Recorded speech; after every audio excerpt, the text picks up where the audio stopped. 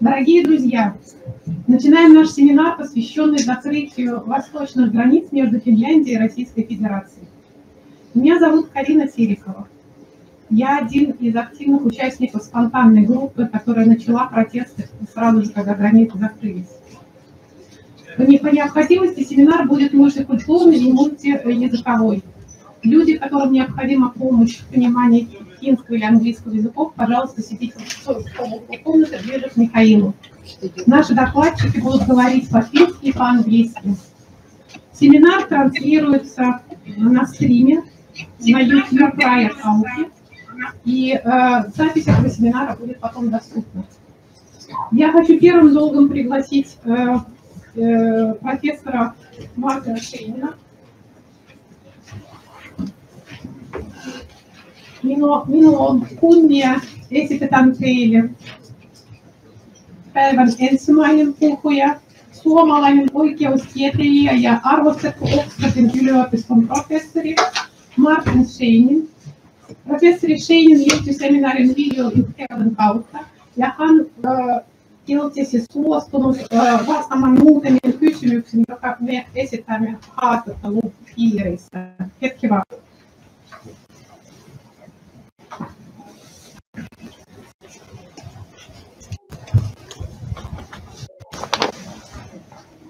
Hyvää iltaa, Martin Scheinin. Kiitos, että suostutte meidän kanssa puhumaan. Kuuluuko minä? Kyllä minä kuulen. No niin, eli aloitetaan. Niin kuin me ymmärsimme, 13. joulukuuta saakka oli 2 viikkoa voimassa ja sitten heti 15. joulukuuta lähtien taas uudelleen kuukauden voimassa niin sanottu itärajan täyssulku, koskien myös Suomen omia kansalaisia. Oliko teidän mielestä tämä ratkaisu sopusoinnussa Suomen perustuslain ja kansainvälisten ihmisoikeussopimusten kanssa? Kiitos kysymyksistä. Olen julkisuudessa arvostellut näitä rajapäätöksiä ennen kaikkea siitä, että niillä tosiasiassa estetään turvapaikan hakeminen Suomen rajoilla. Että ilmiselvästi hallituksen pyrkimyksenä on se, että potentiaaliset turvapaikanhakijat eivät pääsisi esittämään sitä turvapaikkahakemusta Suomen viranomaisille. Mutta samalla, vaikka tämä on tämän suuri ihmisoikeusongelma, tämän ratkaisun suuri ihmisoikeusongelma, tämä turvapaikanhaun estäminen, niin samalla se kuitenkin loukkaa myös Suomen kansalaisten oikeuksia. Että olen huolellisesti lukenut ne kaikki rajapäätökset ja niiden taustamuistiot, ja siellä ei ole osoitettu, että se merkittävä perusoikeuksien rajoitus, joka näistä päätöksistä seuraa Suomen kansalaisille, olisi oikeasuhtainen ja välttämätön. Ei ole haettukaan ratkaisuja, joilla, jos hallitus haluaa estää turvapaikanhakijoita tulemasta rajavartijoiden luokse, jolla pystyttäisiin kuitenkin toteuttamaan kansalaisten liikkuminen. Olisi siihen olemassa jotakin keinoja, joita mä en nyt lähde tässä spekulatiivisesti esittämään, mutta mitään ei ole mietitty, eikä myöskään ole perusteltu sitä, että nämä rajoitukset olisi hyväksyttäviä. On vain sanottu, että ne eivät kokonaan estä mahdollisuutta poistua Suomesta tai palata Suomeen. Ei se riitä perusoikeusarvioinnissa, että ei kokonaan estetä. Pitää osoittaa, että se rajoitus, joka toteutuu, on välttämätön hyväksyttävän tarkoitusperän saavuttamiseksi ja on oikeasuhtainen siihen hyötyyn nähden, mitä hyväksyttävälle tarkoitukselle saadaan. Okei, pidän siis tätä lainvastaisena ja perustuslain vastaisena tätä nykyistä tilannetta. Selvä juttu. Tässä vahvautetaan siis vahvasti. Eli siis, jos tämä kokonainen rajan sulku on sopimatonta, niin mitäs teidän mielestä? Hetken aika oli myös toinen järjestely, jossa 2 rajan ylityspaikkoja olivatkin auki.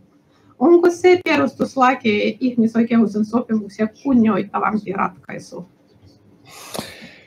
Jos nyt sitten ajatellaan sitä rajoitettua mahdollisuutta, että 2 rajan ylityspaikkaa oli avoinna, niin ehkä se on niin kuin keskiverto Suomen kansalaisen kannalta vielä siedettävä ratkaisu. Että eri keinoin pystyy vaivalla poistumaan Suomesta ja matkustamaan myöskin Venäjälle. Olkoonkin, että se aiheuttaa aika suuria kustannuksia ja aika vaativia järjestelyjä. Niin ehkä keskivertokansalaisen osalta voisi sanoa, että siinä nyt jonkunlainen oikeasuhtaisuus olisi voinut ajatella toteutumaan.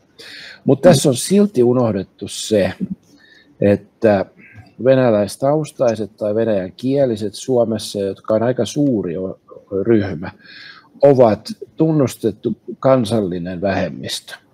Ja Suomi on mukana Euroopan neuvoston kansallisia vähemmistöjä koskevassa puitesopimuksessa, jossa on nimenomainen artikla siitä, että tällaisille kansallisille vähemmistöön kuuluville henkilöille pitää turvata mahdollisuus pitää yhteyttä rajan yli.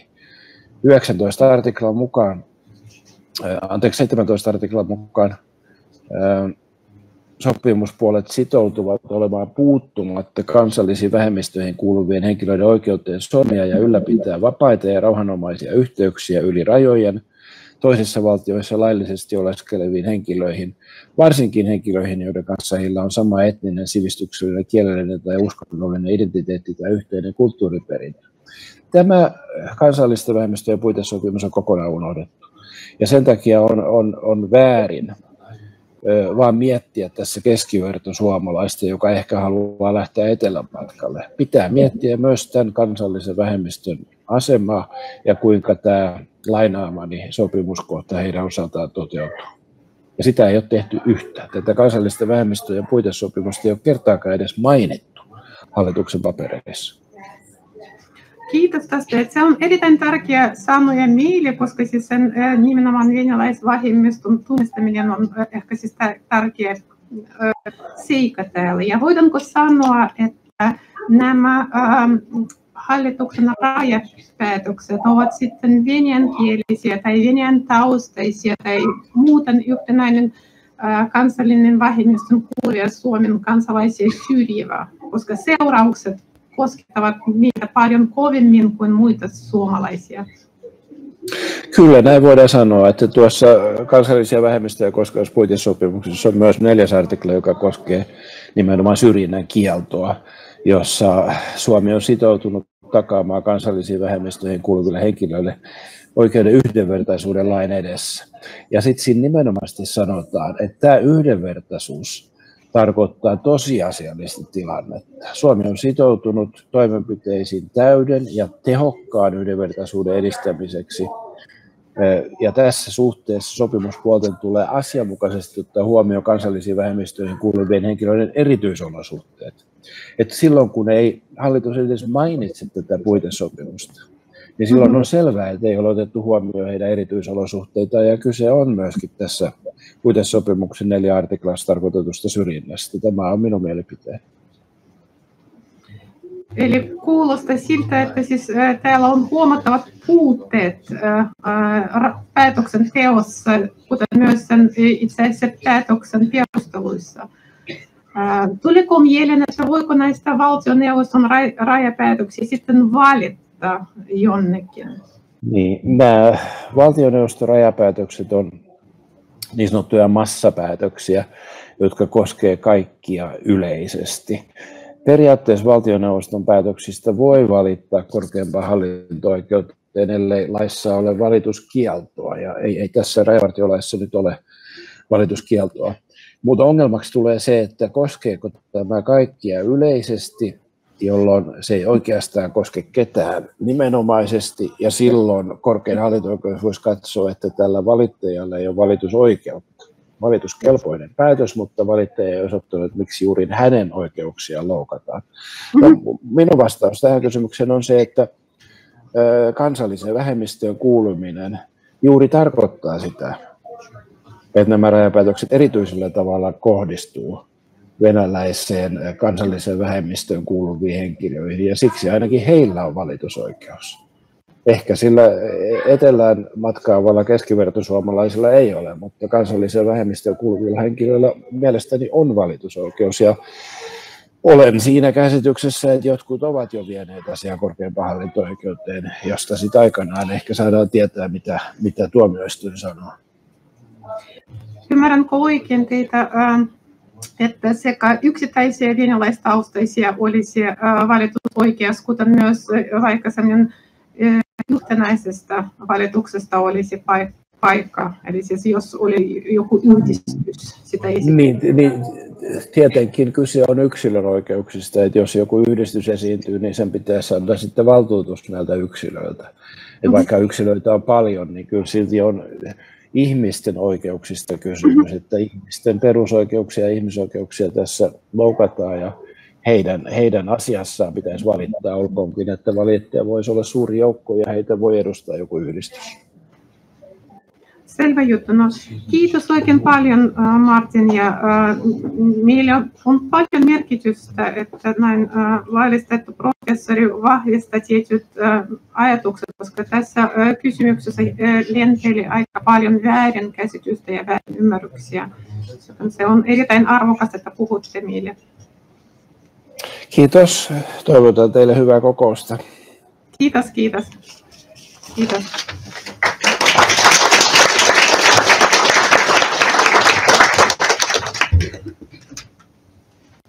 Haluan taas esittää kiitoksia Martinille, joka on ihan rohkeasti tullut esiin meille puhumaan. Ja tästä teemme liikkeelle. Eli I would like to thank Professor Martin Scheinin again for his courage in coming forward to speak to us, for everybody's courage, and from his expert words we can start our narrative, we can start our further discussion of what has happened and what kind of consequences it has. And we propose to continue with Sergei Tutunnik, who will simply tell us what actually happened, because even in this simple factual field, we have seen that there is a lot of misunderstanding and there are a lot of direct lies replacing the facts. So I think it has a certain value simply to tell the sequence of events.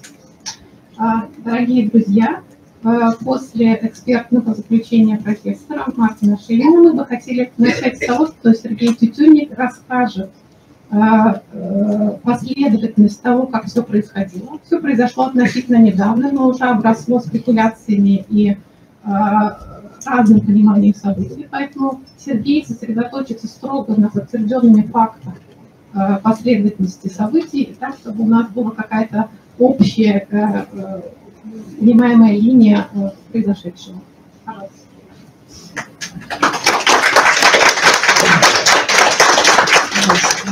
Greetings, everyone. Здравствуйте всем. Я попытаюсь сегодня говорить, у меня не так много текста, я попытаюсь говорить и на русском, и на английском языке, чтобы нам всем было понятно.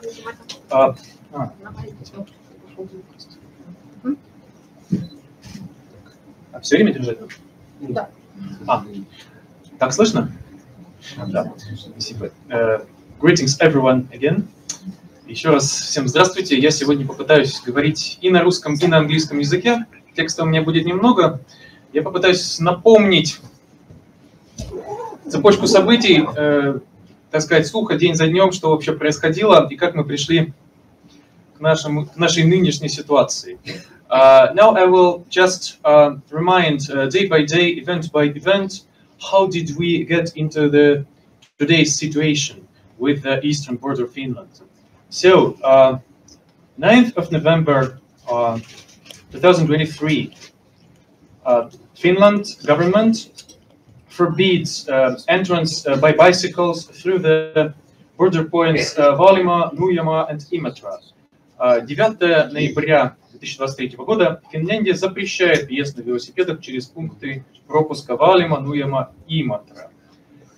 12th of November, the Border Control Service of Finland states that from the beginning of August of 2023, 91 asylum seekers arrived to the country. Пограничная служба Финляндии 12 ноября заявляет, что с начала августа 2023 года в страну прибыл 91 искатель убежища. 14th of November, Prime Minister of Finland Petri Orpo states about security danger in the country and announces limitations, restrictions of travel through the eastern border. 14 ноября премьер-министр Финляндии Петри Орпо заявляет об угрозе безопасности страны и анонсирует ограничения передвижения через восточную границу. 16th of November, and here comes the first important point. Government of Finland announces that 4 border control points, Vaalimaa, Nuijamaa, Imatra, and Niirala, are closed from the midnight from 17th and 18th of November until 14th of February. 16 ноября правительство Финляндии объявляет о закрытии 4 пограничных пунктов Vaalimaa, Nuijamaa, Imatra и Niirala в полночь 17 на 18 ноября до 14 февраля 2024 года. То есть это 4 самые популярные точки пересечения границы, 4 самые южные.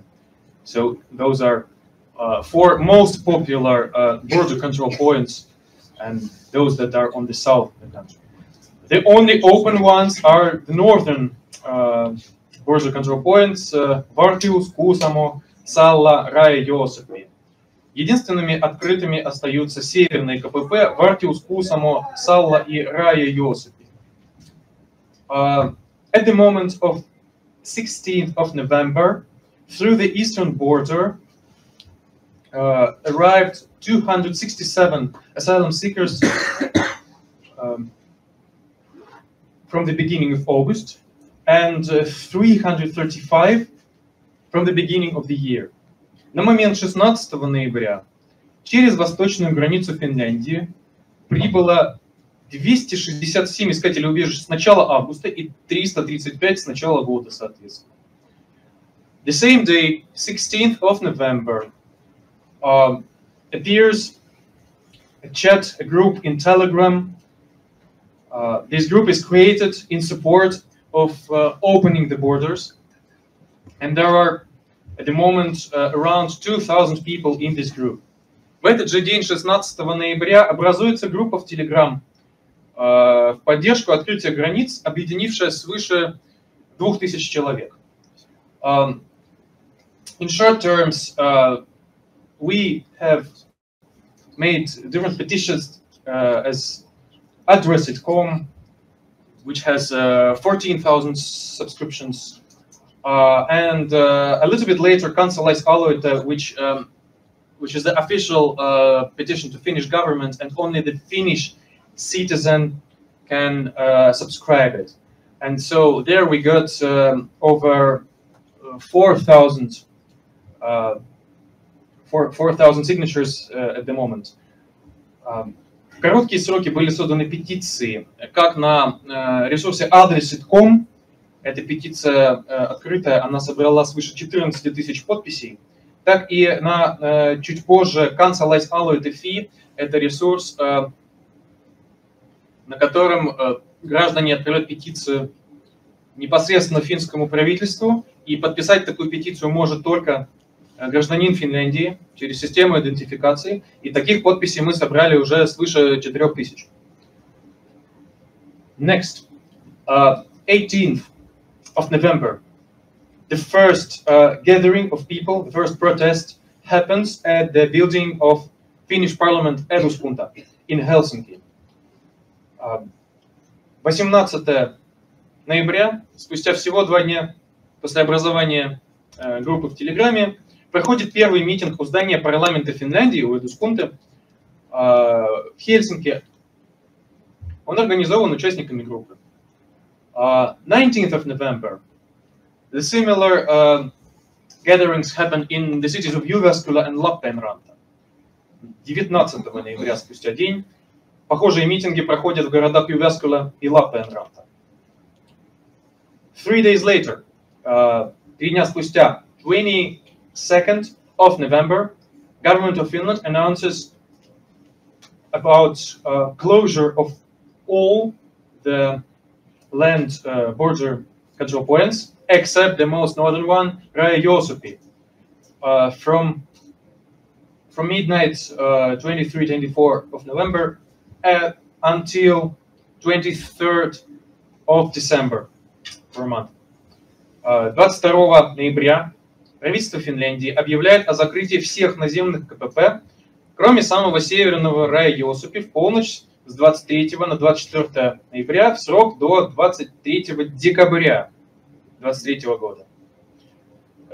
Info from the same day from Baltio-Neuvosto. Since August, through the eastern border, there were 716 asylum seekers who arrived to Finland. В тот же день, согласно Baltio-Neuvosto, с августа в Финляндию через восточную границу прибыло уже 716 просителей убежища. Week later, 25th of November, the second gathering in Helsinki at the Senate Square, and the first gathering in Tampere. 25 ноября, спустя неделю, новый митинг в Хельсинки на Сенатской площади и первый митинг в городе Тампере. 4 days later, 29th of November, government of Finland announces that all the land border control points are closed from 30th of November until 13th of December. Новое объявление от правительства Финляндии поступает 29 ноября. Оно гласит о том, что все наземные КПП будут закрыты с 30 ноября по 13 декабря. 3 days later, 2nd of December, happens a new protest in Helsinki, which is a march from the railroad station to Eduskunta. 2 декабря митинг-марш в Хельсинки от железнодорожного вокзала к парламенту. That was sort of a peaceful time when many of our people have expected that after 13th of December, the borders will be finally open and the good thing is going to happen. Это было время надежд, когда 12 декабря, когда нам было обещано, что после этого границы будут открыты. И многие из нас в это верили. But 13th of December, since 13th of December, the events are going dramatically fast. Начиная с 13 декабря события развиваются стремительно. 13th of December, government of Finland announces about opening 2 border control points from 14th of December until 14th of January, and those are Vaalimaa and Niirala. Правительство Финляндии 13 декабря объявляет об открытии с 14 декабря по 14 января 2 КПП Vaalimaa and Niirala. Altogether, during the autumn, through the eastern border of Finland, came already 958 asylum seekers. Тот же самый день. Новость Helsingin Sanomat. Всего за осень через восточную границу в Финляндию приехало 958 искателей убежища. Next day, 14th of December, the border is open. And almost at once, there are new asylum seekers, around 100 of them. In the evening of the same day, 14th of December, the Finnish government announces to close those 2 border control points that have been just opened from 8 o'clock p.m. 15th of December until 14th of January. 14 декабря граница открывается, и тут же в страну приезжает новая группа искателей убежища, около 100 человек. Следом, вечером того же дня, правительство проводит пресс-конференцию, в ходе которого объявляет о принятом решении закрыть только что открытые КПП Валима и Нирала с 8 часов вечера 15 декабря до 14 января.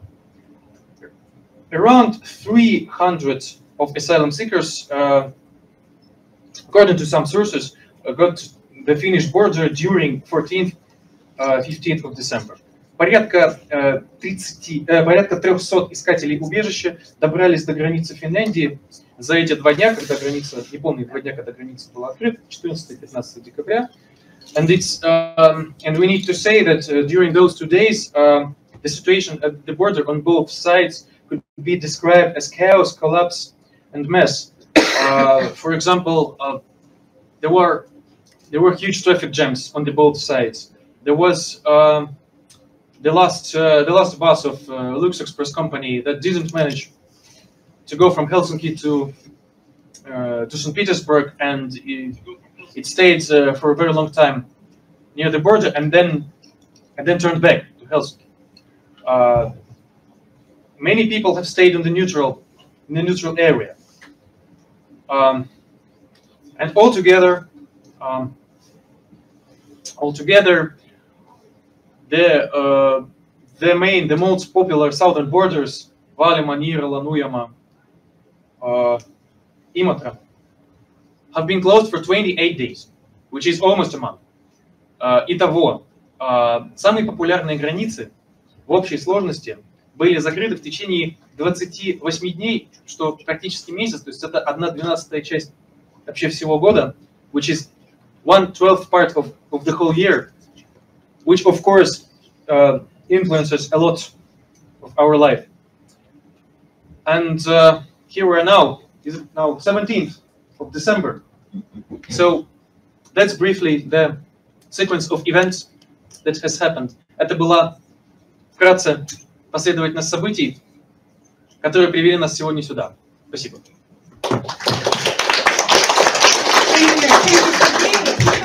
Kiitoksia paljon Sergeille, kuka kärsivällisesti on poiminut näitä faktoja julkisista ja virallisista lahtoista.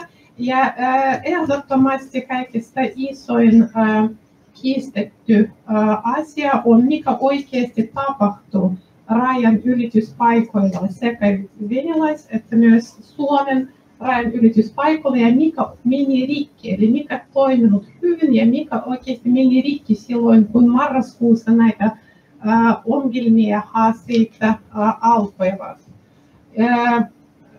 Haluan ilmoittaa, että me olimme yhtä kärsivällisesti kontanneet hyvin kattava kysymyslista rajavartioviranomaisille, ja olimme lähettäneet nämä listoja virallisen kanavien pitkin Suomen ja Venäjän rajoille. Vastauksia saamme odottaa, ja kun me olimme odottamassa näitä vastauksia, me kutsumme toinen aktivisti Vasili Simonenko kertomaan rajan ylityspaikan toiminnasta sellaisia faktoja, jotka ovat julkisesta ja virallisista lahdoista käytettävissä.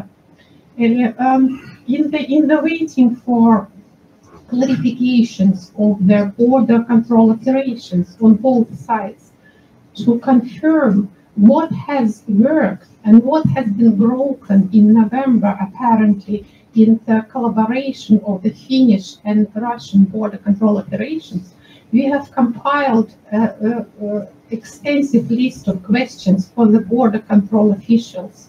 We are waiting for their answers, and in the meantime, we invite another activist, Vasily Simonenko, to tell us their basics of border control collaboration, which is available from the publicly available sources. So not surmise, not some kind of wild assumptions which are ongoing, but only the information which is confirmed by their documents and by their publicly available sources. Welcome, Vasily.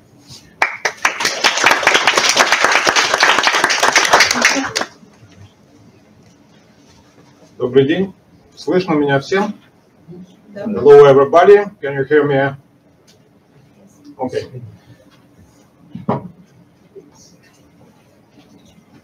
just facts about Russian-Finnish border from open sources to understand what is mean. Я попытаюсь изложить факты о российско-финской границе в общих чертах из общедоступных источников для того, чтобы понимать, что такое финско-русская граница. The length of the border is about 1,300 kilometers. Its length about 1,100 kilometers, by river about 50 kilometers, and by lakes about 120 kilometers and about 50 kilometers by sea. Протяженность общей границы между Россией и Финляндией составляет примерно 1300 километров, из которых 1100 это наземная граница, около 50 километров проходит по рекам, около 120 километров проходит по озерам и около еще 50 километров это морская граница. On the border there's 8 land cross-border points and 1 railway cross-border points.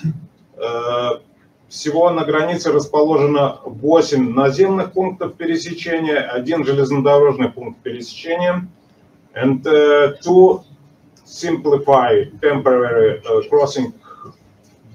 border crossing points и 2 упрощенных пункта перехода, но они обычно временно имеют статус временных пунктов пересечения. To understand what problem we have at the moment, just figures for crossing, number of border crossing from 2012 and 2013. It's every year was about 10 millions border crossing per year. Для того, чтобы понимать, с чем мы сталкиваемся сегодня, я приведу просто цифры пересечения, количество пересечений границы, российско-финской границы в 2012-2013 году. Каждый год это было примерно 10 миллионов. 10 миллионов пересечений в год. To understand what we have at the moment, it's just figure for last year, it's 2022, it's 1 million border crossing per year. Для понимания того, насколько цифры ушли вниз, за прошлый год пересечение финско-российской границы был всего лишь 1 миллион.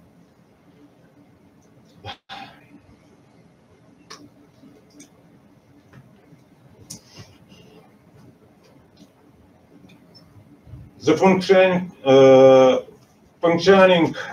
the checkpoints and cooperation of the border is based on 2 agreements. Функционирование пунктов перехода и кооперация на всем протяжении границы регулируется всего лишь 2 договорами. First one, it's agreement from 23 June of 1960 between Soviet Union and Finnish Republic.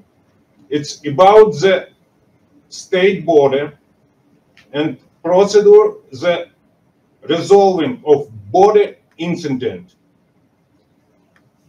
And this agreement has additional protocols from 1994 and from 2006, when it's Finnish Republic get to the members of European Union. Первый договор – это договор между Советским Союзом и Финляндской Республикой от 1960 года, который регулирует маркировку государственной границы и взаимодействие по выходу из инцидентов, которые возможны на границе, решению этих инцидентов. К этому договору есть дополнительные протоколы от 1994 года, и когда, собственно, Советский Союз распался, получилась Российская Федерация, и от 2006 года, это когда Финляндия стала членом Евросоюза. And second one, it's an agreement from March of 1994 between Russian Federation and Finland Republic about checkpoints on the border. И второй договор это от 1994 года, который регулирует работу именно пунктов пропуска между Российской Федерацией и Финляндской Республикой.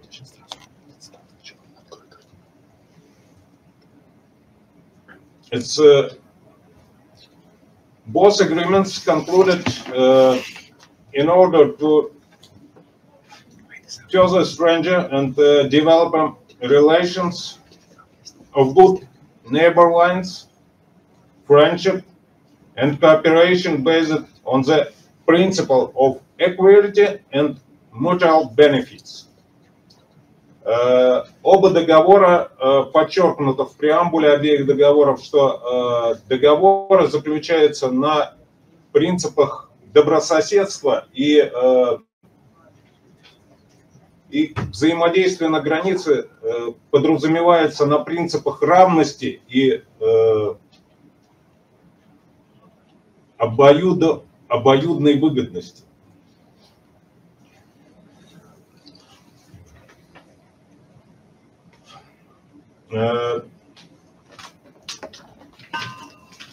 There were a lot of questions about agreement of promoting cross-border cooperation between Russian Federation and Finnish Republic, which is not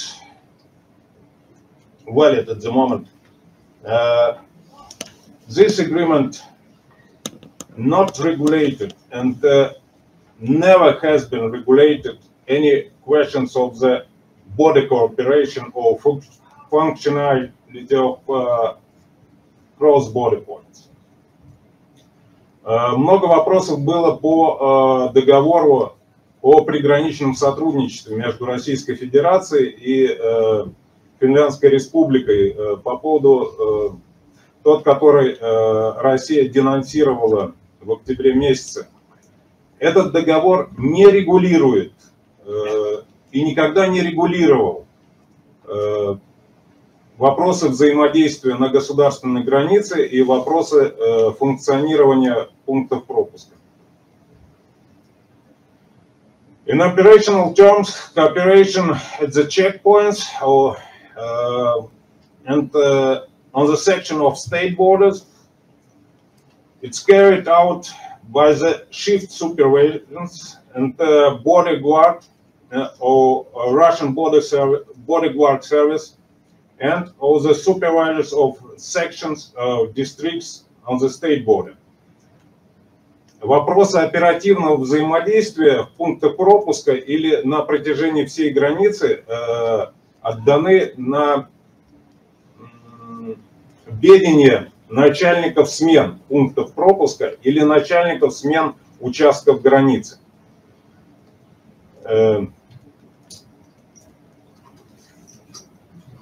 In particular, this applies to cases of violation of the state border, arriving at the checkpoints or crossing points border persons without identification documents and something other. В реальности это означает, что контакты между начальниками смен могут происходить во время установления незаконного пересечения границ, либо прибытия в тот или иной пункт пропуска людей без документов, которые устанавливают его личность. In the agreement, the Institute of Commissioners of both countries, which the right to make decisions regarding border incidents, conduct consultation to the resolve of difficult issues, as well as the possibility to prepare proposals for amendments to the agreements. В договорах установлен институт комиссаров с обеих сторон, которые контактируют на постоянной основе, они прописаны отдельным протоколом и имеют права на ведение непосредственных переговоров, расследование инцидентов на границах, решение срочных или сложных вопросов в пунктах пропуска, назначая своих представителей и, собственно, после консультации подготовка, в их же ведении подготовка изменений в договоры, если такие потребуются.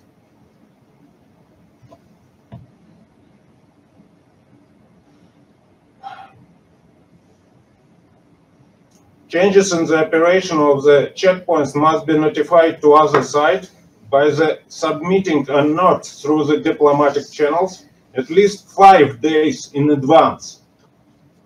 In urgent cases like natural disasters, it may take 24 hours in advance.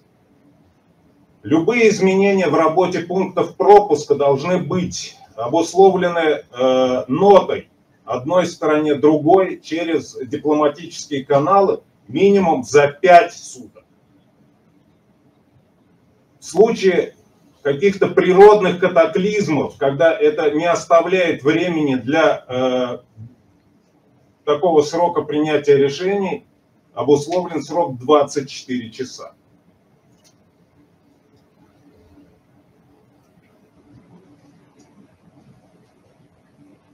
In the case of planning any repairs work or other work that affect the operation of the checkpoints or crossing point, other side should be notified to other side at least 3 months in advance, and indicating the date of end of the work.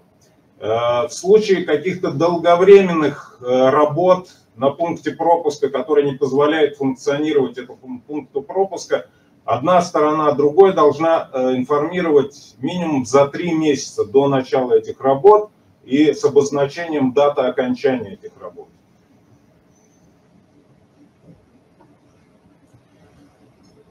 Changing the status of the checkpoints, it's like just pedestrian checkpoints or using for motor vehicles or for bicycles or for using as for combined vehicles.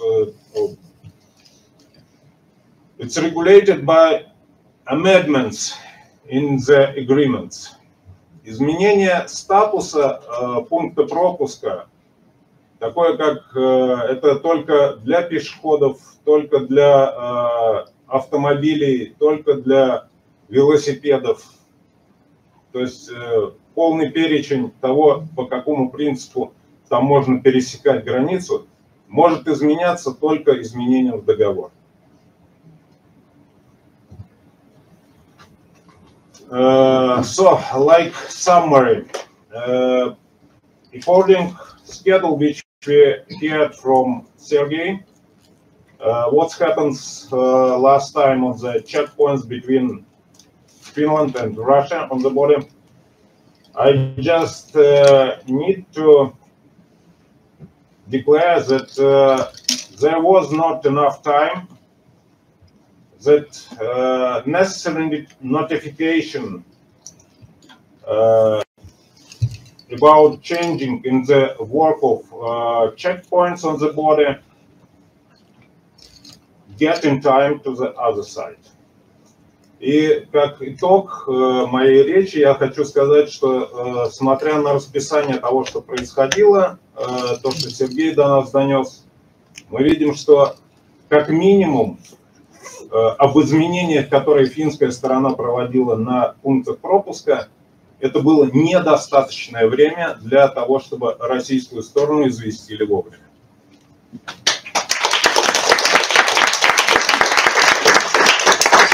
Kiitos. Thank you. Kiitos paljon Vasili. Eli kuten juuri saimme kuulla, ilmeisesti rajan ylitysaikojen koskevia sopimuksia ei noudatettiin silloin, kun tehtiin näitä rajapäätöksiä. Ja siihen syyksi oli esitetty turvallisuuden uhka, mikä ylityspaikalle saapuneet poliittinen suojelun hakijat esittävät Suomeen. Eli kysymys on, kumpi on tärkeämpää, siis liikkumisen vapaus tai sitten oikeudet, siis sellainen poliittisen suojelun etsijän hakijoiden oikeus hakea sitä turvaa. Ja täällä nyt Helsingin yliopiston historian tiedekunnan dosentti Pekka Kaupala esittää meille hänen näkemykset sitä, kumpi voitakin sanotusti, eli mikä se matkustusoikeus kysymyksen tai sitten turvapaikanhakijoiden kysymys. Или доцент Хельсинского университета Пекка Каупала представит нам свои взгляды о том, какие права более важны. Право на свободу передвижения или право на получение политического убежища.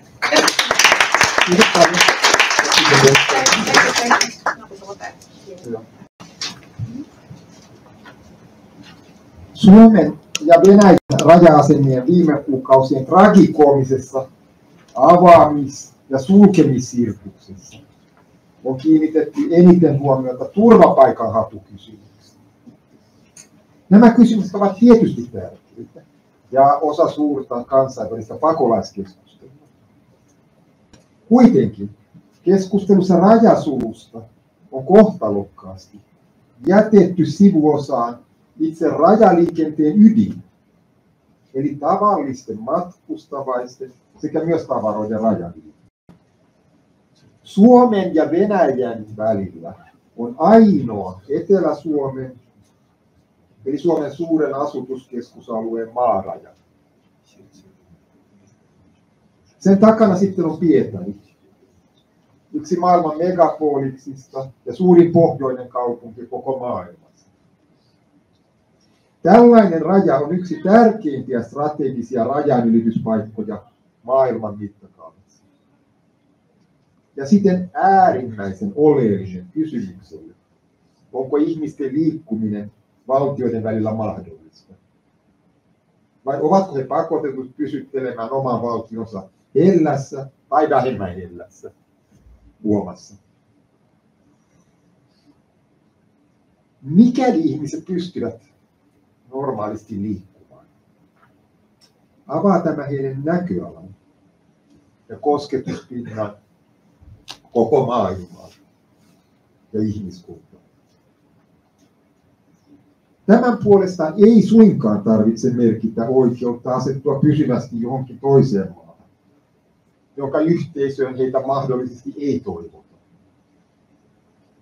Vapaa matkustusoikeus ei ole sama kuin vapaa muutto-oikeus johonkin. Ja matkustusoikeus on myös paljon perustavanlaatuisempi ja tärkeämpi oikeus kuin turvapaikkaoikeus, eli maassa pysymisoikeus. Vain pieni osa maailman väestöä haluaa muuttaa jonnekin, missä heitä ei toivota. Sen sijaan lähes kaikki toivovat voivansa päästä näkemään ja kokemaan muutakin maailmaa kuin oma valtio. Tämän ohella on myös muistettava tavaroiden kuljetuksen rajojen läpi merkitys. Ilman kansainvälistä kauppaa jäisi osittaisesta hyvinvoinnista eri puolella maailmaa, ja aivan erityisesti Suomessa, vain vähän, jos mitään jäljellä. Siksi kysymys rajojen sulkemisesta Suomen ja Venäjän välillä, ja aivan erityisesti Etelä-Suomessa, on massiivinen, jättiläismäinen ihmisoikeusongelma ja hyvinvointikysymys. Aivan vähäinen, eräänlainen alaviite siihen on turvapaikkakysymys, joka Suomen ja Venäjän välillä on aina ollut vain harvoja. Viime kuukausina, jopa niinäkin päivinä, jolloin on ollut eniten rajan ylittäviä turvapaikanhakijoita, on tavallisten rajan ylittäjien määrä ollut monin kymmenkertainen heihin verrattuna. Tämän ohella on muistettava, että jo syksystä 2022 on rajan ylittämistä Suomen toimesta huomattavasti rajoitettu, puhtaasti ideologisista syistä. Matkustaminen on jo siihen mennessä ollut viisumisysteemin kautta ei-toivotut rajanylittäjät karsivat. Syksyllä 2028 siirryttiin kuitenkin Venäjän kansalaisten Suomen tulon suhteen outoon, totalitaristishenkiseen järjestelyyn, jossa tavallisilla lainkuuliaisille ja matkustamiseen riittävän varakkaille kansalaisille ei enää annettukaan viisumia. Nyt tarvittiin erityisen pätevä peruste. Ja kaiken kukkuraksi edes viisumin hankinta ei nyt riittänyt, vaan piti olla erikseen ja etukäteen vielä yhteydessä rajavartioihin heidän lupansa saantia. Euroopan unionin Schengen-sopimus rikottiin tämän yhteydessä, kun päätettiin, että ei päästetä rajan yli transit-matkustajia, joilla oli pätevä viisumi sellaisiin EU-maihin, jotka tahtoivat ottaa heidät vastaan. Tätä systeemiä perusteltiin sillä, että Venäjän kansalaisia piti rankaista siitä, että heidän valtionsa oli aloittanut hyökkäyssodan Ukrainaan. Yhdentekeväksi koettiin tämän kollektivistisen moraaliopin edessä kysymykset, kuinka paljon inhimillistä ja taloudellista vahinkoa tämä aiheuttaa Suomelle ja suomalaisille. Systeemiä sitten on tiukennettu, esimerkiksi kieltämällä rajanylitys Suomeen venäläisen rekisterikiven omaamalla autolla. Miksi? On jäänyt aivan hämärä. Kun näin havaitsamme, että on jo melkein 1,5 vuotta pyritty entistä enemmän rajoittamaan rajanylityksiä, herää kysymys. Voisiko nykyinen lopullinen rajasulku ollakin tämän politiikan jatkoa uusin perustein? Eli pyrkimystä sulkea raja jollain keinotekoisella perusteella itse sulkemisen vuoksi. Mielenkiintoista on havaita, että Virossa, jossa rajaliikenne toimii edelleen kaikkia raja-asemien kautta, sen hallitus painokkaasti korostaa, että se ei aio sulkea rajoja, vain ilosta sulkea rajoja. Mitä vastaavilta Suomen viranomaisilta en ole kertaakaan havainnut. Analysoikaamme tämän vuoksi hieman kysymystä, kuinka Suomi on pyrkinyt rajansulkuprosessissa estämään ei-toivottujen Venäjän instrumentalisoiduiksi katsottujen turvapaikanhakijoiden tuloa. Ensimmäisellä kerralla, kun marraskuussa Etelä-Suomen raja-asemat suljettiin, jätettiin pohjoisilla raja-asemilla 2 niistä turvapaikanhakijoille auki. Ja nimenomaan pohjoisista asemista matkustuksen kannalta merkittävin, eli Vartius, Kuhmon ja Kostamuksen lähellä. Lehdistössä ja muualla oli odotettu sen sijaan päätöstä, että raja-asemien sulkemisen sijasta keskitetään turvapaikanhaku yhteydelle raja-asemille. Mutta suljettiinkin kokonaan 3 ja samalla jätettiin 1 sijasta 2 turvapaikanhakua varten. Uusi turvapaikanhaku odotusten mukaan sitten ongelmina keskittyykin Vartiukseen häiriten oikeasti normaalia matkustusta siellä. Kun sitten ensimmäisen kerran kaikki raja-asemat suljettiin Raja-Joosepia lukuun ottamatta, suljettiin niiden joukossa myös Kuusamon asema. Siellä ei oltu tehty yhtään ainutta turvapaikanhakemusta. Oliko tämä Kuusamon tapaus edes laillinen? Koska nimenomaan kiellettyä on raja-asemien sulkeminen ilman erittäin painavia. Tässä kuunnellessa näitä eri esitelmiä tulee mieleen se kysymys, kuinka monia lakeja ja sopimuksia tämä rajasulku oikein mahtaakaan loukata.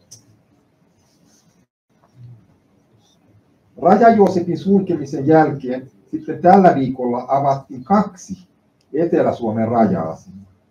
Mutta nimenomaan niin, että molemmilla turvapaikanhaku jäi sallituksi. Ja samalla ilmoitettiin, että turvapaikanhakijoiden ilmestyessä raja suljetaan kokonaan. Eli mahdollisuutta pitää asemat auki ilman turvapaikanhakua ei enää edes harkittu. Ja näin sitten vauhdikkaasti myös menettelyt. Ja tähän on tultu. Suomen Venäjä-raja on vähintään kuukaudeksi suljettu ja nimenomaan joulu- ja uuden vuoden aikana, jolloin matkustusta olisi erityisen paljon. Tehkäämme vielä kansainvälinen vertailu. Suomen tavoin ei ole menetellyt itärajansa kanssa yksikään valtio. Ei Norja, ei Viro, ei Latvia, ei Liettua, eikä Puola. Jopa pahamainen Puolan ja Liettuan Valko-Venäjän raja on auki. Liettuan puolella on auki 4 ja Puolan kohdalla 2 raja-asemaa. Rajasulun sijaan nämä valtiot ovat estäneet turvapaikan haun tai rajoittaneet sen minimiin näillä asemilla. Kumpi siis on parempi vaihtoehto? Sallia rajaliikenne ilman turvapaikanhakua tai suurin rajoituksin sille, vai sulkea koko raja perustellen sitä sillä, että meillä ei ole tahtotilaa edes rajoittaa turvapaikanhakua? Huomioitakoon, että kun raja kokonaan suljetaan, käy samalla kaikki turvapaikanhakumahdollisuudet. Eli mikäli edes osa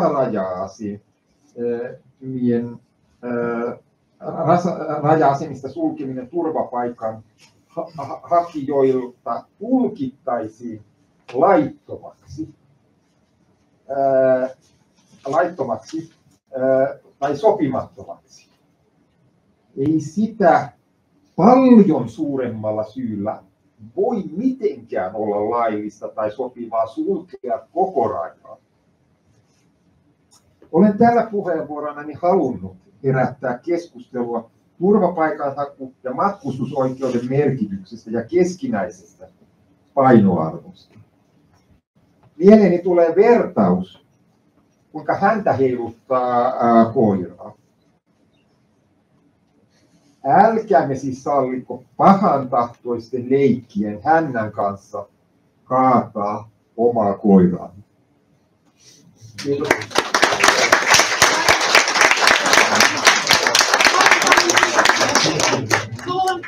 Ajatuksia vielä tähän puheenvuoroon, kiitos oikein paljon. Siis ihan reippaasti otettu kaikki näitä kipeitä kysymyksiä, jotka ihmiset tuskin edes siis vaikka verkkopalstojen tai internetin turvassa uskaltavat vapaasti ottamaan.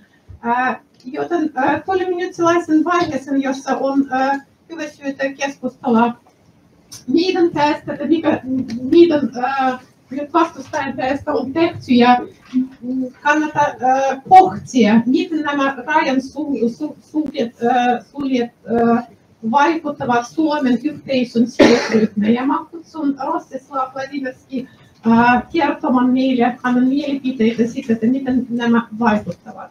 Eli I welcome now, thanks to Pekka's courageous and open presentation of what the closures of eastern border control points mean for Finland in the context of their political asylum seekers and how does it compare to their freedom of movement requirements and how many laws have been broken in the closures of the borders. And we come now to the section of our seminar, perhaps the concluded section, where we start expressing our own views of how does it affect the stakeholders in Finnish society. And I welcome Rostislav.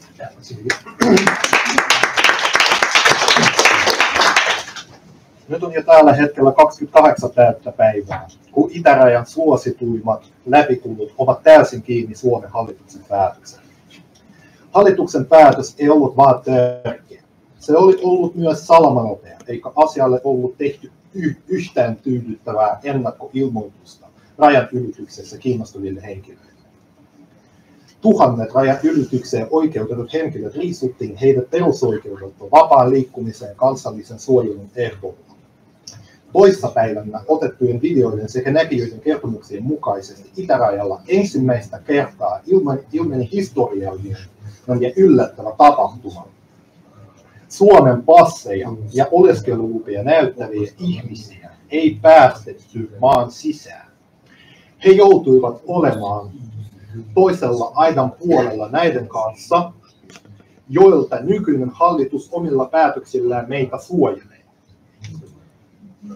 Ensimmäistä kertaa Suomen historiassa sotilaat käskyn mukaisesti sulkevat portaita kansalaisten edessä näiden joukoissa, joita eduskunnan puhemies epäilee erikoisjoukoiksi tai jopa Wagnerin palkkasotilaaksi. Tämä on suora sitaatti. Arvoisat naiset ja herrat, haluan mainita, että jopa Suomen uusimman historian pahimmissa hetkissä kansalaisia päästettiin maahan. Koronapandemian aikana, kun itäraja oli turisteille kiinni, kansalaiset ja maan asukkaat matkustivat vapaasti rajaa yli. Rajaa suljettiin niin nopeasti ja törkeästi Suomen hallituksen päätöksellä viime kerralla vaan toisen maailmansodan aikana. Asialle ei määritelty selvää loppupäivää. Viranomaiset eivät kerro, milloin raja avataan varmasti. Lähin luvattu päivämäärä on 14. tammikuuta, mutta silloinkin lukee sana ainakin. Keskustelua joustavammasta ratkaisusta ei ole. Kriteerejä, joilla tilannetta pidetään niin vaarallisena, että rajaa on suljettava, ei kerrota. Kerrotaan, että tilanne on täysin riippuvainen Venäjän federaation hallituksesta ja heidän teoksistaan. No, olkoon miksi näin Suomi. Kerrotaan myös, että sama tilanne tapahtui Suomessa vuonna 2015. Mutta silloin pakolaisia on ollut yhteensä noin 38 000 vuodessa. Vertaakaa siihen lukuun, mitä tulitte aikaisemmin tästä vuodesta. Venäjää mainittiin vain ohikulkuvaltiona pakolaiselle eikä hybridivaikuttajana, eikä rajoja silloin asetettu kiinni. Myös julkiset toimittajat tällä hetkellä toimivat epäselvillä tavoin.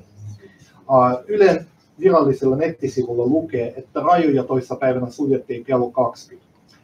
Aktivistit ovat useamman kerran kirjoittaneet heille, että hei, kello 5:30 oikeastaan tätä rajaa pistettiin kiinni. Vastausta tai muutosta siihen tekstiin ei edelleen tullut. Suomessa niistä, joilla on tärkeää tai jopa välttämätön syy lähteä itärajan kautta Venäjälle tai Venäjää läpi, eniten kärsivät ilman sitäkin päätöstä heikossa asemassa olevat henkilöt. Lapset, eläkeläiset, joiden toimeentulo perustuu myös Venäjän eläkkeelle, sekä pientuloiset, joiden on hoitava heidän lähisukulaisiaan itärajan toisella puolella. Julkisen bussilipun hinta Pietarista Helsingistä Pietariin, Viipurin kautta tai Petroskoihin yhteen suuntaan on jo sodan alussa noussut, siis tarkoitan sitä Ukrainan ja Suomen, siis Venäjän ja Ukrainan välistä sotaa. Niin. Ja se on noussut silloinkin 50–100 euroksi yhteen suuntaan, riippuen palvelua tuottavasta yrityksestä.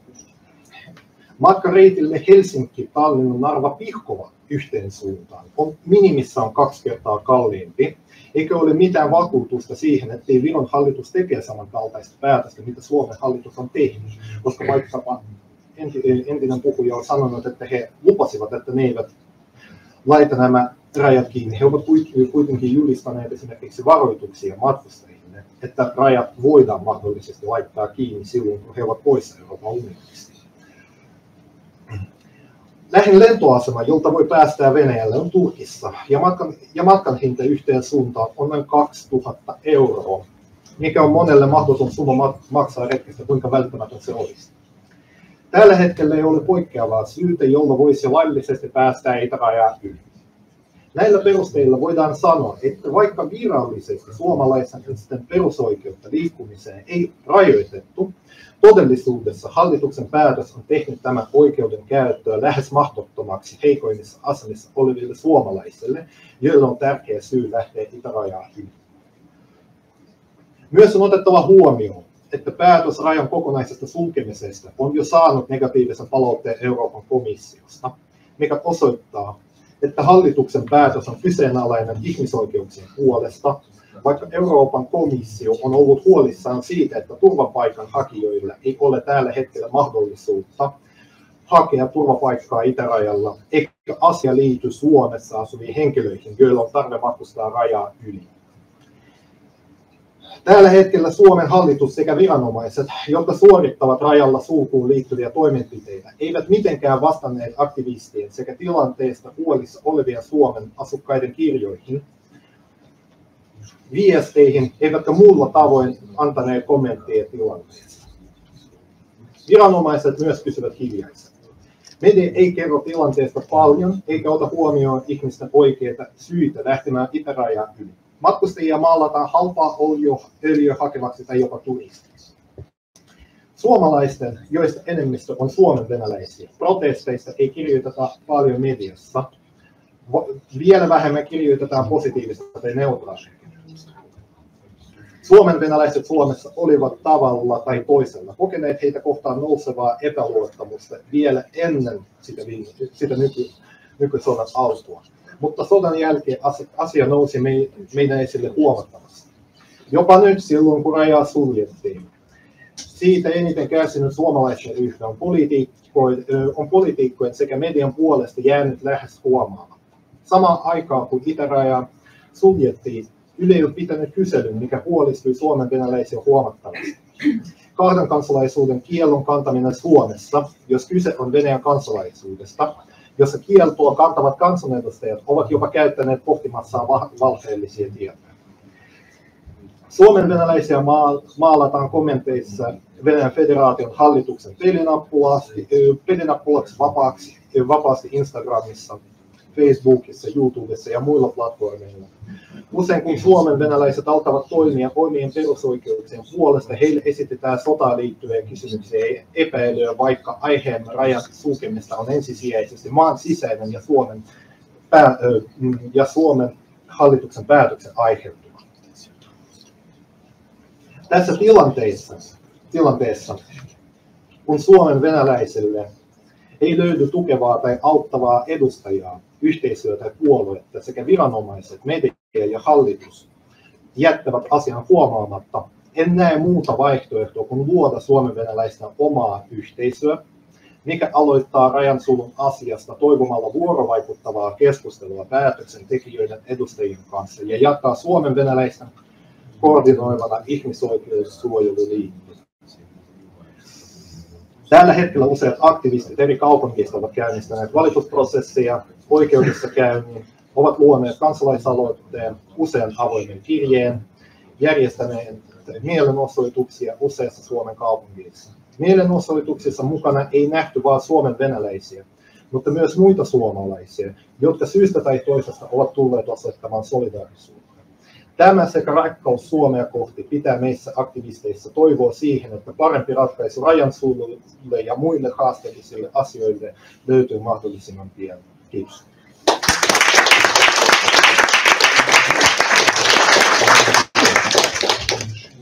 Kiitos Rostislav. Ja kohta tuli vähän aikaa kysyä kysymyksiä ja ehdottavaita keskusteluaiheita, mutta ennen tätä haluaisin vielä tehdä lyhyt yhteenveto ilmaisu, ehkä saisiko mukana.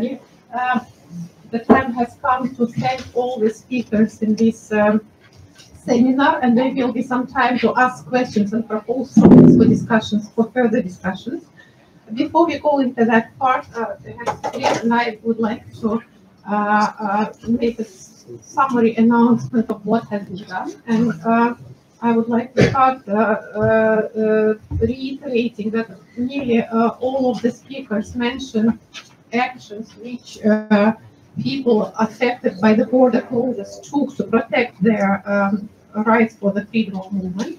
There has been several protests and march arranged in different towns in Finland, and it all happened with kind of a spontaneously organized group of people which didn't have any specific official organizational form in that. And ehkä mä aloitan sitä, että siis ehkä Suomeksi ensiksi haluaisin sanoa, että nyt on se aika, kun haluamme käyttää tämäkin tilaisuutta hyväksi ja ilmoittaa, että nyt ajattelimme, että me pääsemme sen kummemmin eteenpäin ilman oikeita yhdistystä organisointia. Eli järjestämme sellainen ryhmätyyppinen järjestys, joka nimiksi saanut Aleksanteri-liitto, jonka tavoite on suojella venäjänkielisen vähemmistön etuja ja oikeutta. Tuli mikä tuli ja ehkä annan vielä ammattilaisiksi. Okay. So thank you for all of you joining us, and I just want to say eventually I started all of this.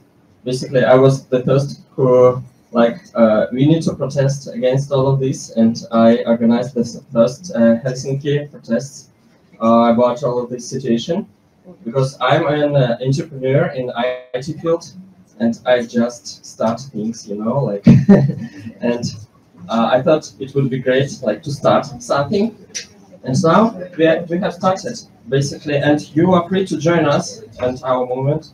It wasn't planned, but now we are here. We need to do something, so join us. Как предприниматель в области IT, я, когда узнал первый раз, что границы закрываются, я решил, что теперь стоит что-то предпринять. И так получилось, что я организовал все это в самом начале. Я нашел всех наших активистов, с удовольствием вижу, как они делают в 100 раз больше работы, чем я. И я очень рад, что наше движение по-настоящему общественное, что здесь нет кого-то, кто планировал это, еще что-то. И мы делаем по-настоящему общественную организацию, которая будет защищать наши интересы. Спасибо, что поддерживаете, и будем очень рады с вами всеми поработать.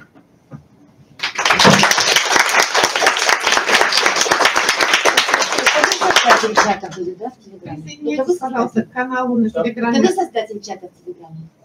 У нас два создателя. Елена создала большой чат, я создал маленький чат активистов. Но фактически я подобрал всех тех, кто вот с нами сейчас, организаторы и все такое. Спасибо вам. Спасибо. Присоединяйтесь к нам, проще всего это сделать через телеграм-канал Riot Alki. Это, если вы хотите узнать, что такое по-настоящему дискриминируемая группа, то нужно всегда смотреть преследование чему, не порождает никаких плюшек, и даже наоборот может породить преследование. Судя по всему, этот спонтанный и поистине народный призыв — это действительно болевая точка, потому что мы сопротивлялись все это время лозунгу Riot Alki. Он вызывает истинную аллергию. Сопротивляться этому невозможно. Невозможно не заметить слона в комнате.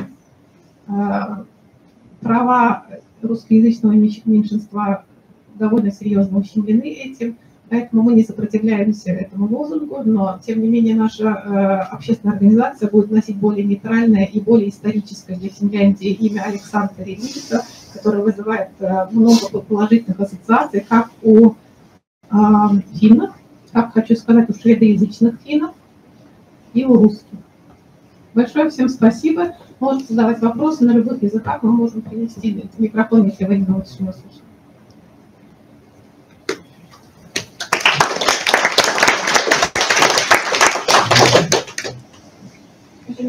Кysymyksiä? Я хочу спросить, не надо микрофон, да, я просто хочу спросить, то есть вот, если мы не живем как вот в романе Кафки, да, замок, если мы имеем какую-то связь вот с теми, кто эти законы обсуждает и принимает, есть ли какая-то возможность собрать тоже вот группу и пригласить человека, который вот из правительства или кто там у них это все решает, и чтобы он нам сказал, на основании чего они такие решения выносят? Как мы можем это узнать? У нас много своих теорий, да, в чате там разные гипотезы у всех от и до, там вообще фантазия разыгрывается у людей, но какие-то вот официальные нам могут сказать слова, что вот на основании этого, а мы можем сказать, что вот свое мнение. Есть такая возможность или нет? я сейчас переведу ваш вопрос также, чтобы, поскольку мы ведем стриминг, это останется.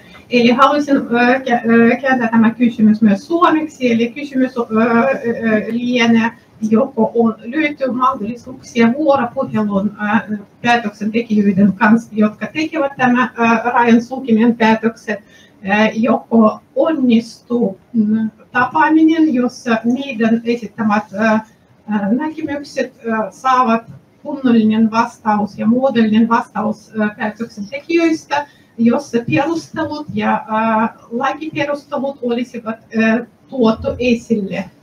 Ja vastaan samalla, että se on yksi niiden pyrkimyksistä, eli se on hyvin hankala saada sen huomion kohde, kun kyse on kansanvähemmistössä, mutta työtä tehdään ja sen yhdistyn ja järjestelmän perustaminen on yksi askel, koska jos kutsutaan vuoropuhelun, pitäisi olla toinen pääte tästä vuoropuhelusta. И по-русски это одна из целей нашей работы. Чтобы такой диалог удался, должна быть вторая сторона этого диалога.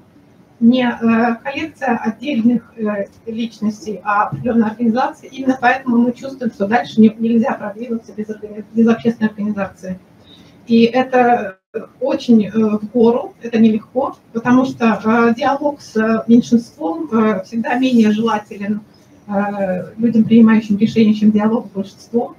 Но при помощи того, что сегодня обсуждалось, несомненно, на это выйдем, тем более, что в Финляндии есть при Министерстве юстиции такая группа, как ЭПСНО, омбудсмен по соблюдению баланса прав всех национальных меньшинств Финляндии.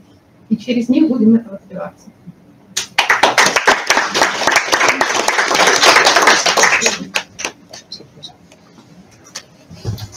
Я громко достаточно говорю. Знаете, мне сейчас какая мысль пришла в голову, вот когда рассказывали все это. Когда границы открыли 13 числа сейчас, то отсюда поехал транспорт, и автобус, который ехал в Россию, он не то есть это покидающие люди на выезд, не на въезд. Если нас хотят сейчас всех спасти от беженцев, Финляндия защищается от беженцев и закрывает границу на въезд, то почему не выпустили на выезд? Вот это вообще нонсенс. Есть ли какая-то возможность, поскольку мы сейчас все собираемся поехать, ну многие собираются поехать на каникулы, направить какую-то типа телеграмму омбудсману, что поскольку они не хотят впускать, они не имеют права нас не выпускать. И я готова вечером стоять с костром у парламента, они не имеют права нас удерживать. Хорошо, вы не пускаете беженцев сюда. Вы не имеете права нас держать здесь сейчас. Почему мы должны какими-то окольными путями? Я предлагаю направить какое-то письмо. Я готова, если мы организуем какую-то маленькую группу, когда парламент будет выходить с работы и кричать о том, что они не имеют права нас не выпускать. Пусть они выдерживают до 14 числа границу, решают что-то. Но вообще это нонсенс. Это политическая какая-то безграмотность, инфантилизм, потому что меняются вот за последнее время меняются законы. Вы знаете, что многие украинцы прибыли сюда, и их Россия не имела права удерживать. Есть такие знакомые у нас которые приехали как беженцы, как еще. Но сейчас Россия, по-моему, месяц назад, я точно не скажу, поменяла. Потому что в связи там со всякими ситуациями, что там какие-то взрывы, подрывы, сейчас украинцы не могут въехать из Финляндии туда. Им оповестили, что они могут только через Псковскую границу, либо через Шереметьево. И, по-моему, даже только через Шереметьево. Но это всем понятно, люди передвигаются, украинцы двигаются. Это все с какими-то внутренними, в том числе, безопасности Россия соблюдает, чтобы они не ехали просто так. Да. Но сейчас я предлагаю создать какую-то экстренную телеграмму правительству, омбудсмену, границу на выезд открыть. Нас не имеют права здесь удерживать. Заходите в петиции, и уже создана, есть форма готовая по-фински и по-английски. Всех, наоборот, уже месяц, как всем приглашаем омбудсмена, и адрес омбудсмена тоже там. Есть прямо готовый черновик документа, и каждый от себя может послать. И именно об этом, в частности, о том, что нужно выпускать людей, если не впускают, в этом документе есть. То есть это уже создано, и всех, собственно, призываем находить на канал в разделе петиции, форма письма, адрес омбудсмена. Чем больше обращений, тем более весомый наш голос. Да? Скажу пару слов. Смотрите, у нас наша группа очень много посвятила времени тому, чтобы понять не просто, типа, давайте выйдем, встанем за руки, помашем, а что на самом деле может сработать, а что нет. И мы контактируем и с журналистами, и с политиками, и с разными группами. И есть некоторые действия, которые помогут, например, распространять петицию, ну, то есть это действительно поможет. Есть некоторые действия, которые ну, никак не повлияют. Вот если мы направим бумажку, там, ее просто проигнорируют. Короче, очень сильно большая разница, что именно делать. Поэтому мы координируемся, потому что в одиночку это сделать невозможно. Делать какие-то случайные действия не имеет смысла, а делать целенаправленные действия и помогать в их достижении имеет смысл. И мы считаем, что это вода камень точит. Да? Как бы нас мало, но мы очень целенаправленные.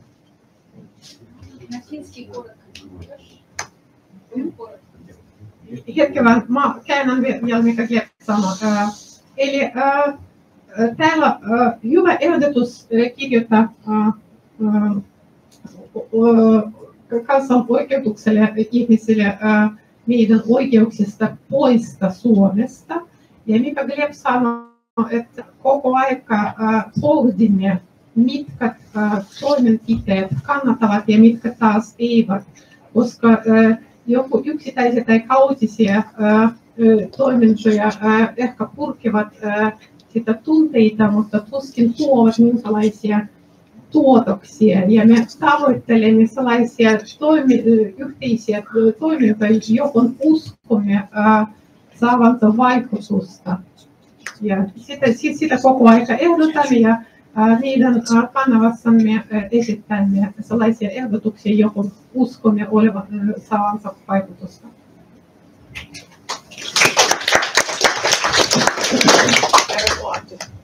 Joo, olen Antti. Voinko puhua suomeksi? Kyllä. Sopii hyvin. Nyt minua loukkasi se, että puhutaan venäläisten asiasta. Minä en ole venäläinen, enkä ole suomalainen. Minä liikun Suomen passilla, mutta olen karjalainen. Meillä on yhteinen asia. Heitättekö karjalaiset veneestä? En usko. Mutta se on tunneasia. Ei se mitään. Meillä on karjalaisilla on tunteet ja venäläisillä on tunteet. Suomalaisilla tunteet on vähän toisenlaisia. Mutta meidän täytyy pysyä nyt tosiasioissa. Mä olen tänään jutellut juristin kanssa ja hän on sitä mieltä, että perustuslaki antaa Suomen kansalaisille, siis meille, kenellä on Suomen passi, oikeuden palata Suomeen. Ja sitä lakia rikottiin nyt. Siellä rajalla Suomen passilla liikkuvat syntyperäiset suomalaiset tai myöhemmin suomalaisiksi tulleet jäivät rajan toiselle puolelle. Se on konkreettinen asia, mihin täytyy kiinnittää huomiota. Mutta siinä on semmoinen ikävä pointti, että vain he itse voivat nostaa siitä jutun. Ei me voida heidän puolestaan. Jos he eivät halua riidellä Suomen valtion kanssa,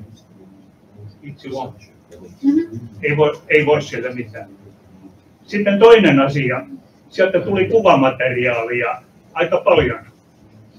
Minäkin näin ja järkytyin siitä. Mutta se kuvamateriaali on tietyllä tavalla laitonta. Siellä on isot plakaatit, että valokuvaus kielletty. Voidaanko sitä käyttää oikeudessa todisteena tai ei, se on toinen asia. Mutta näiden henkilöiden suullista todistetta voidaan käyttää. Et nyt meidän pitäisi löytää mahdollisimman paljon näitä henkilöitä, jotka jäivät sille puolelle. Suomen perustuslaki sanoo yksiselitteisesti, että Suomen kansalaisen suluissa myös perheenjäsenet. Heillä on oikeus palata Suomeen mistä tahansa. Ja tämä on mulle toinen kerta. Mä olin silloin 91 keväällä, tai mä olin siellä jopa aikaisemmin ja paljon myöhemmin Neuvostoliitossa Moskovassa työssä, ja mulle annettiin tehtäväksi. Ei tämä putsi tullut siellä yllätyksenä, että siellä koko aika homma liikkui ja odotettiin jotain kriittistä. Ja Suomen turvallisuusviranomaiset oli huolissaan, että jos Venäjällä tulee vakava konflikti, sisällissota esimerkiksi, niin Suomen rajan yli voi tulla 1 miljoona tai 2 miljoonaa pakolaista äkkiä. Ja raja on saatava kiinni. Ja sitä varten Finnairin koneet valmistautu hakemaan Moskovassa työssä olevat 1000 suomalaiset Suomeen. Valtion velvollisuus on huolehtia suomalaisista. Afganistanissa oli ihan sama juttu. Ja mun tehtäväksi annettiin sitten kerätä näiden suomalaisten nimet, tehdä luettelo heistä ja heidän perheistään, jossa erotettiin esimerkiksi venäläisen vaimon aikaisemmat lapset. Heidät olisi jätetty Moskovassa kentälle ja sitten vain yhteiset lapset olisi päässyt mukana. Ja mä kieltäydyin tästä tehtävästä. Mä sanoin, että mä voin kerätä näiden perheiden nimet, koko perhe, ja sitten Seutulassa te heitätte nämä lapset pamoikalle tai mitkä vaan. Mutta kaikki, koko perhe lähtee, jos tulee sota. Ja itse kieltäydyin lähtemästä. Mä sanoin, että mä olen evakko, Karjalan evakko, ja mä olen löytänyt oman identiteettini Venäjällä, oman roodinani. Ja minä pysyn siellä ja työnnän valkoisen lipun ikkunasta, että se puoli, joka voittaa, niin minä kumarran, tavarina sanon. Ja nyt meidän täytyisi olla konkreettiset tässä mukana. Jos perustetaan yhdistys, joka ajaa venäläisten asiaa, se on heti negatiivinen yhdistys. Koko Suomi on krooti, voin vakuuttaa. Minä en ole, mutta en ole suomalainen. Että nyt täytyy olla tarkkana. Meidän täytyy ehdottomasti saada Suomen kansalaisia, suomalaisia mukaan tähän juttuun. Muuten me ollaan ihan yksin. Se on se pointti, mitä mä haluan tuoda esille. Ja sitten mä varoitan nuoria ihmisiä. Mä oon 79-vuotias. Mulla on se ranno, mitä tapahtuu. Mutta nuoret ihmiset, jotka on työssä, joilla on tulevaisuus täällä, niin on olemassa semmoinen käsite kuin sosiaalinen kosto. Ja meidän hallitus varmasti toteuttaa, jos niillä on mahdollisuus. Eli potkut töistä. Meillä on nämä koeajat, emme voi pitää sinua enää. Valitettavasti olet kiva tyttö, olet kiva poika, mutta emme voi pitää sinua, et ole meille sopiva. Niin kannattaa olla varovainen, että me vanhemmat sitten otetaan enemmän vastuuta ja annetaan meidän oma nimenne. Mun nimeni on jo pilalla, mutta antaa olla, ei siinä mitään. Tämä on mun, että konkreettisesti meillä oli hyvä tämä ensimmäinen Shane siinä puhumassa. Sieltä neuvoja ja ohjeita. Ja sitten jos me käytetään muita juristeja, niin meidän on muistettava, ymmärrettävä se, että heille on ne tulot tärkeät. Että ajattelin sinua 2500 €. Kiitos paljon. Otetaan sinun pointista siis huomioon sitä, mikä siis sitä kirjoituksesta kirjoitan tänne yrityksille. Yritetään ottaa mahdollisimman laajasti jäseniä mukaan. Myös suomalaisia. Kyllä. Karjalaisia kanssa. Karjalaisia. Juuri tähän haluaisin sanoa vielä lisäyksenä, että on todellakin tärkeää ottaa tämä vielä hieman laajemmalta kuin pelkästään suomalaisten ja venäläisten kannalta. Ja muistaa tosiaan, että sekä Suomessa että Venäjällä on muitakin kansoja, ja tämä on psykologisesti hyvin tärkeää. Kannattaa esimerkiksi puhua juuri, että tämä jakaa saamelaiset jo, sekä Suomen että Venäjän puolella ja estää heidän kontaktejaan. Samoin meidän on muistettava, että on karjalaiset ja kaikki muut sukukansat täällä Venäjän puolella, ja tosiaan karjalaisia on myös Suomessakin. Kaikki tämä on hyvä juuri siinä mielessä, että psykologisesti pääsemme pois näistä historiallisista rasitteista, mitä tulee Suomi, kun on puhetta pelkästään suomalaisista ja venäläisistä. Ja juuri näillä kansoilla myös, niitä tuodaan esiin, heillä on kaikkein vähiten mahdollisia ongelmia sen kanssa, että he tuovat omia asioitaan esille. Ja tätä varmasti kannattaa tehdä. Mutta silti kannattaa tietysti myös muistaa pienenä huomautuksena, että kaikki Suomen kansalaiset, olivat he saamelaisia, karjalaisia tai ketä tahansa, he ovat myös suomalaisia sillä pohjalla, että he ovat samaa valtion. Ja myös kaikki venäläiset, olivat he komeja, karjalaisia, suksia tai ketä tahansa, he ovat myös venäläisiä kansalaisia. Tämä on ihan oikein kyllä. Nimittäin heitä myös tällä lailla. Tässä on kaksoisnimitys kyse.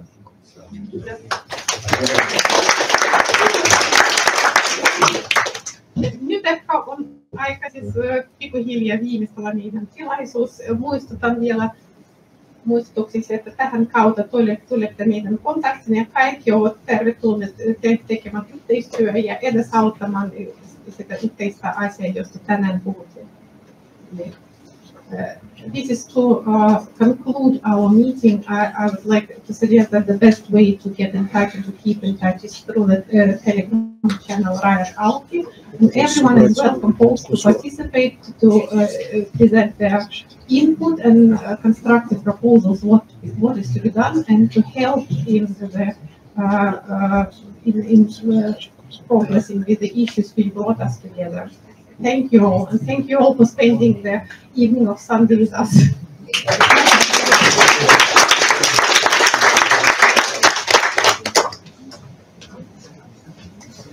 Спасибо большое всем.